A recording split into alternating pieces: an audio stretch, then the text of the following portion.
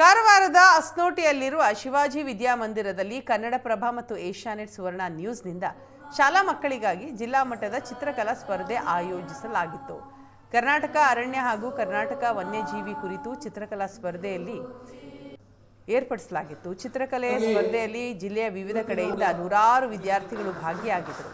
ಮಾಜಿ ಶಾಸಕಿ ಹಾಗೂ ಬಿಜೆಪಿ ರಾಜ್ಯ ಉಪಾಧ್ಯಕ್ಷೆ ರೂಪಾಲಿ ನಾಯಕ್ ಕಾರ್ಯಕ್ರಮಕ್ಕೆ ಚಾಲನೆ ನೀಡಿದರು. ಸ್ಪರ್ಧೆಯಲ್ಲಿ ಗೆದ್ದ ವಿದ್ಯಾರ್ಥಿಗಳಿಗೆ ಬಹುಮಾನ ಕೂಡ ವಿತರಿಸಲಾಯಿತು. ವಿಜೇತರಲ್ಲಿ ಪ್ರಥಮ ಸ್ಥಾನ ಗಳಿಸಿದ ವಿದ್ಯಾರ್ಥಿಗಳಿಗೆ ಸೈಕಲ್ ವಿತರಣೆ ಮಾಡಲಾಯಿತು. ದ್ವಿತೀಯ, ತೃತೀಯ ಹಾಗೂ ಸಮಾಧಾನಕರ ನಗದು ಬಹುಮಾನ ವಿತರಿಸಲಾಯಿತು. ಇನ್ನು ಕಾರ್ಯಕ್ರಮದಲ್ಲಿ ಕಾರವಾರ ಪತ್ರಕರ್ತರ ಸಂಘದ ಅಧ್ಯಕ್ಷ ಟಿ.ಬಿ. ಹರಿಕಾಂತ್ ಅಸ್ನೋಟಿ, ಗ್ರಾಮ ಪಂಚಾಯಿತಿ ಅಧ್ಯಕ್ಷ ಸಂಜಯ್ ಸಾಳುಂಕೆ, ಸೈಕಲ್ ಝೋನ್ ಮಾಲೀಕ ಸಂದೀಪ್ ತಳಗುಂದ, ಬಿಜೆಪಿ ಮುಖಂಡ ಸುಭಾಣ್ ಗುನುಗಿ ಮತ್ತಿತರರು ಉಪಸ್ಥಿತರಿದ್ದರು.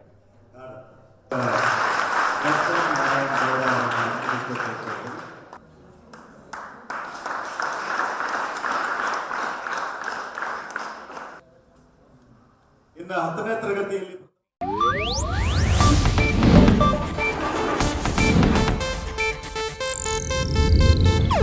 ಇದು ಏಷ್ಯಾನೆಟ್ ನ್ಯೂಸ್ ನೆಟ್ವರ್ಕ್ ಪ್ರಸ್ತುತಿ.